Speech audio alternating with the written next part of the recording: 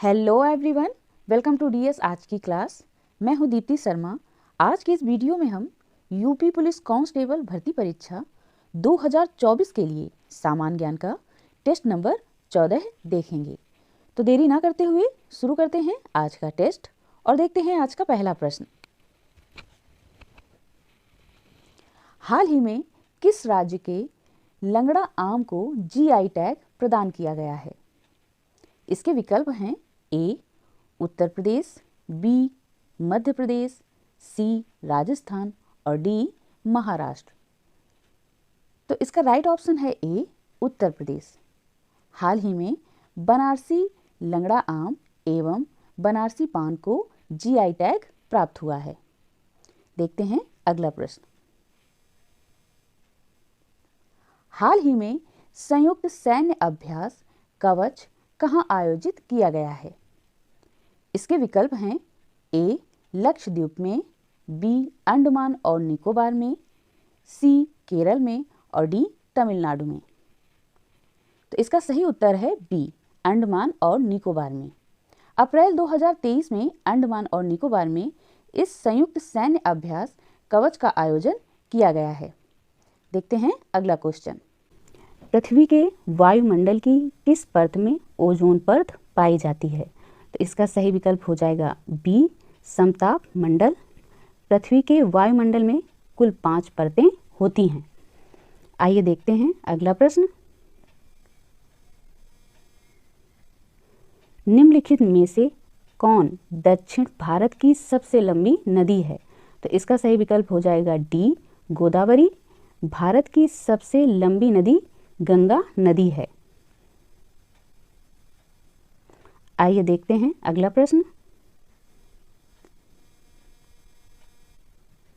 प्राकृतिक प्रक्रिया के माध्यम से किसी वस्तु का उत्पादन भारतीय अर्थव्यवस्था के किस क्षेत्र से संबंधित है? तो इसका सही विकल्प हो जाएगा ए प्राथमिक क्षेत्र। भारतीय अर्थव्यवस्था को कुल 3 भागों अथवा 3 क्षेत्रों में बांटा गया है। आइए देखते हैं अगला प्रश्न।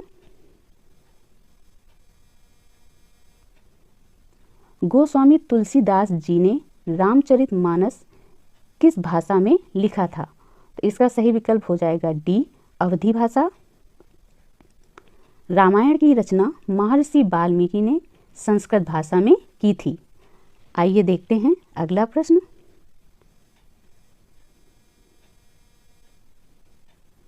भारत में फ्रांसीसी उपनिवेश की राजधानी क्या थी? तो इसका सही विकल्प हो जाएगा डी पुदुचेरी। भारत में सबसे पहले पुर्तगाली यूरोपीय व्यापारी आए थे। आइए देखेंगे अगला प्रश्न। अजमेर में उर्स महोत्सव किस सूफी संत की पुण्यतिथि के रूप में मनाया जाता है? तो इसका सही विकल्प हो जाएगा बी ख्वाजा मुइनुद्दीन चिश्ती। भारत में चिश्ती संप्रदाय की स्थापना भी इन्होंने ही की थी। आइए देखते हैं अगला प्रश्न। बादशाह अकबर ने बुलंद दरवाजा किस वर्ष बनवाया था? तो इसका सही विकल्प हो जाएगा ए 1601। बुलंद दरवाजा दुनिया का सबसे ऊंचा दरवाजा है। इसका निर्माण बादशाह अकबर ने गुजरात विजय के उपलक्ष्य में आगरा जिला के फतेहपुर सीकरी में करवाया था। आइए देखते हैं अगला प्रश्न।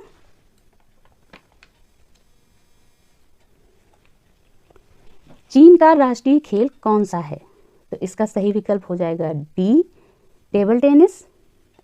बेसबॉल संयुक्त राज्य अमेरिका का राष्ट्रीय खेल है। आइए देखेंगे अगला प्रश्न। निम्नलिखित में से किस एक को स्ट्रेंजर गैस भी कहते हैं?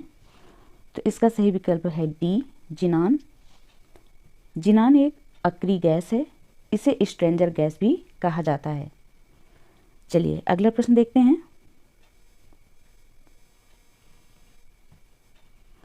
अग्निशमन में कौन सी गैस काम आती है?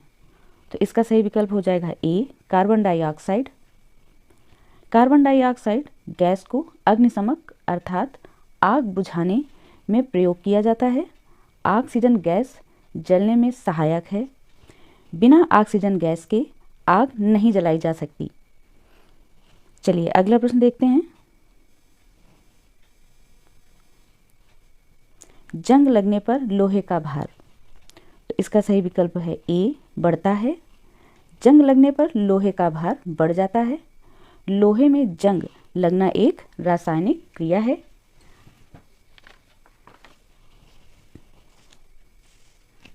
आइए अगला प्रश्न देखते हैं।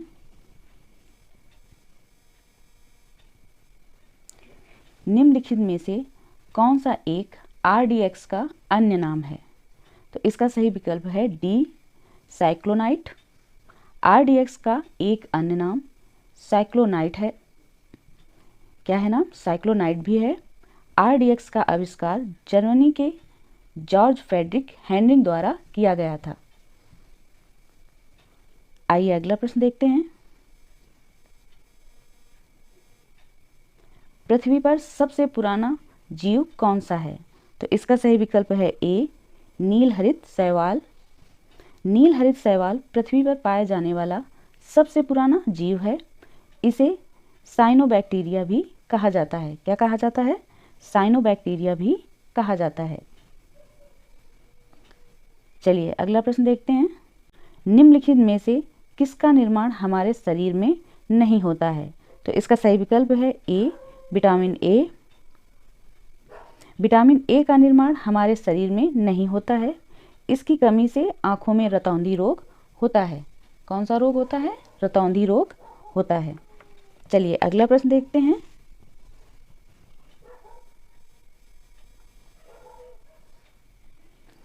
WBC का निर्माण तथा RBC का विनाश निम्न में से कहाँ होता है?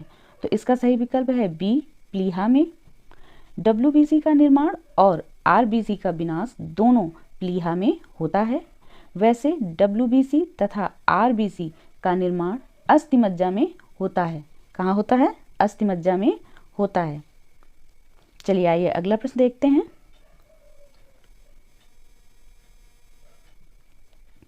निम्न में से कौन सा विटामिन जल और वसा दोनों में घुलनशील है? तो इसका सही विकल्प हो जाएगा डी इनमें से कोई नहीं। कोई भी विटामिन जल और वसा दोनों में एक साथ घुलनशील नहीं होता है।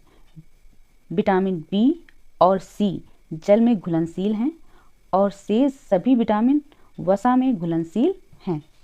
चलिए अगला प्रश्न देख लेंगे। मानव शरीर में सबसे छोटी अंतःस्रावी ग्रंथि कौन सी है?